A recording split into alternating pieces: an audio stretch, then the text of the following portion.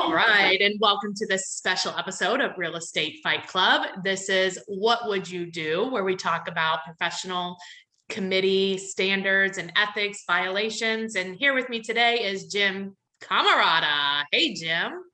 Hey, Jennifer, how you doing? Great. How are you today? Just fantastic.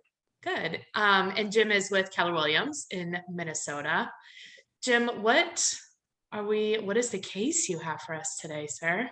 Got kind of an interesting one. And just as a reminder, the NAR requires all of us to have our COE, our Code of Ethics training every 3 years. Okay. So our board is just reminding everybody like every week, start now. Get your ethics training in. I think we had like the last episode that we did about the violations. Yeah. The violation, like what would it cost you? Man, that was good. It's an eye opener. It gets your attention for sure. Yeah. Somebody messaged me and said it cost them, they got in trouble and to the tune of $26,000. I was like, that's not good. That was serious. Yeah. Sounds like it may have involved fraud as well. So, I mean, who knows? that was not good. No, that's not good. Yeah, well, the Code of Ethics was put in place to protect three groups. One, our clients, two, the public, and three, our fellow realtors. Right.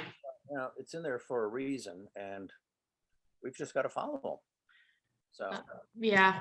So here's what I've got today. You have a listing. Mm-hmm. So you had the photographs taken of your listing. Okay. Sold it a year ago. Okay.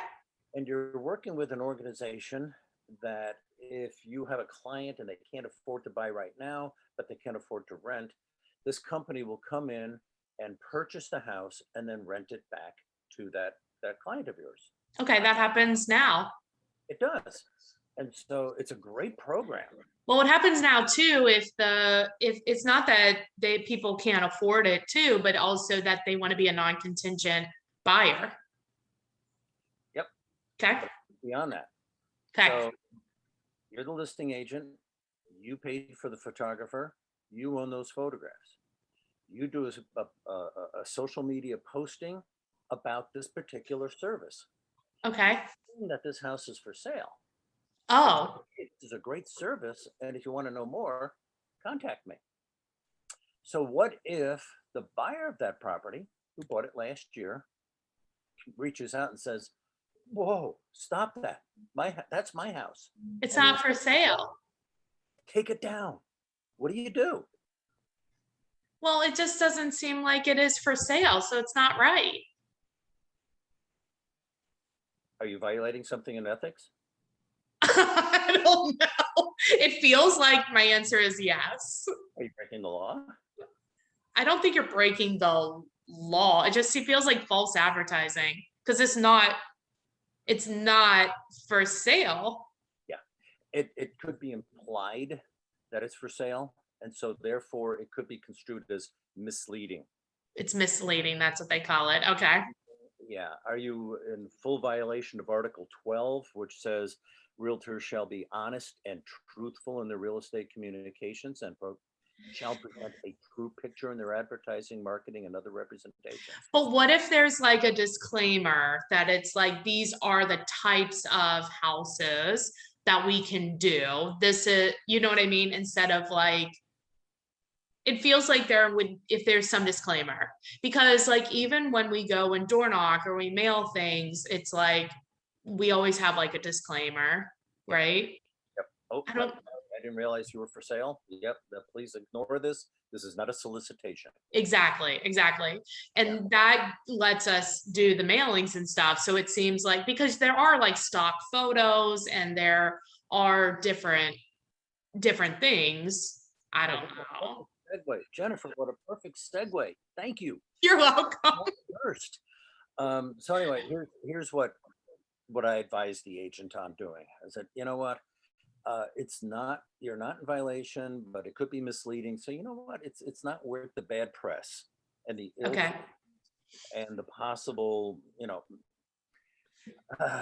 things that that person might say about you and the company. So just take it down and replace it with a stock photo. Right. But now that opens up another can of worms because somebody else recently used a stock photo, and guess what? What? Did not have permission or paid for that stock Oh my photo. God. And the owner of that photo sued him. Was not happy. Sued him. There was a lawsuit. So it wasn't a stock photo. Well, it was a stock photo if you pay for it and get permission from the owner. Oh, got it. But it wasn't a paid for one. It was just like He took it off of Google or someplace. pictures are like a really hard thing, right? Because it's like, okay, it's on the internet for everybody to see. It's public access. And then it's like, well, why are you upset that I'm using it, especially if you're using it to like benefit, it could potentially benefit them. I can understand if it was like a negative or there was like some repercussions, like negative stuff. But if it's like a positive thing, does that matter? Well, here's the possible violation of Article 12. Ugh. Don't copy other realtors' information or use other realtors' photos. Don't copy anyone's information. Don't use Google images, if especially if you don't have permission from Google or the owner. They may say you can use it for personal use, but they But absolutely, what does that mean? well, they say you cannot absolutely use it for commercial use. So if you're doing something like for a birthday party invitation, you know, But is your personal Facebook page personal use? yeah, see, that's where it gets real It's the personal. little gray area. Yeah. We need to update. We actually did a real estate fight club episode on what if the agent like takes, like basically copies your pictures. What do you do? Do you like call them? Because technically, even though you paid for them, they belong to the photographer. They do, but our multiple list system will reach out with a claw and say, you're getting a fine. With a claw. That reminds me of those like, You gotta get a phone. Oh, Snoopy sales, yeah, with the yeah, like where the claw, that thing where you put the quarter in and then you try to grab the stuff and you can never get it. Do you ever get those? Can you oh, ever get the animal or whatever? mhm, Oh, mhm. that you're lucky. I think I did it once. Oh, okay. But seriously, the our excuse me, our North Star MLS will reach out to you and say, that's a photo from another listing. And Right. this is your first offense. It's $100. Wow. Do it again, and we're going to fine you, even more. Yeah, that's Well, crazy.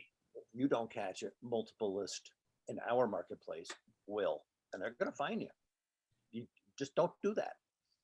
Well, So, or like, put a filter on it or something. No, I'm just kidding. Well, these folks are sharp. They know what to look for and I how to know, find yeah. it. Well, Jim, let me tell you about our sponsors, two of our partners real quick. So I think that this is a good segue into one of our partners, and we're talking about leverage. So Real Support Solutions, they do like transaction coordination, they'll input listings, they'll do all the admin work, make sure you stay legal and all that stuff.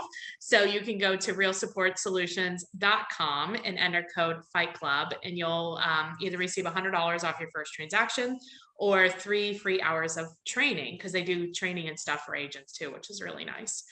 And then the second partner I want to tell you about is Ghost Poster, which is Monica's company, where if you're struggling with posting stuff on social media, this is how I got started. So she just sends you a post every day and you literally like copy it. Like she gives you the permission to like copy it, and then those photos are already checked, or they're memes sometimes or whatever, but they're already checked, they're legal, and you just post it. So you would go to mycoachmonica.com/offers and then put in Fight Club for $50 off of that. Those are, yeah, some really good ones. I like those, and it will keep you legal, which is what we're talking about today. Yeah, keep you out of realtor jail. There's no, what would, okay, if there was really realtor jail, let me tell you what I imagine. It would be like so bougie, like we would have like Bloody Marys and like just real cushy. It would be staged for sure. Tell everybody that. Go to I, realtor jail. I tell them it's a horrible place. You don't want to be there. It's summer, it's hot, and there's no air conditioning. Oh, it's tent city in Arizona. I want to be there. Oh yeah, you heard about that sheriff in Arizona. Yeah, I used to live in Arizona and it was like a big deal. Like if you got a DUI, you had to go to tent city. And it's like, I never got a DUI, but I heard it's like super hot. And obviously there's no air conditioning. It's like literally a tent in the desert. Yep, yep, and he makes you wear pink underpants. What? And he would make the guys wear pink underwear. Have you been there, Jim? No, You don't break the rules. You're a rule follower. I read an article about him. Got it. All right. Well, He's out of office now. awesome. Anything else you want to share with us about code ethics, No. code of ethics 12? Week. What's that? We have to save something more for next week. Yes, right, exactly. Well, Jim, if people do have a referral for you, what is the best way to get a hold of you?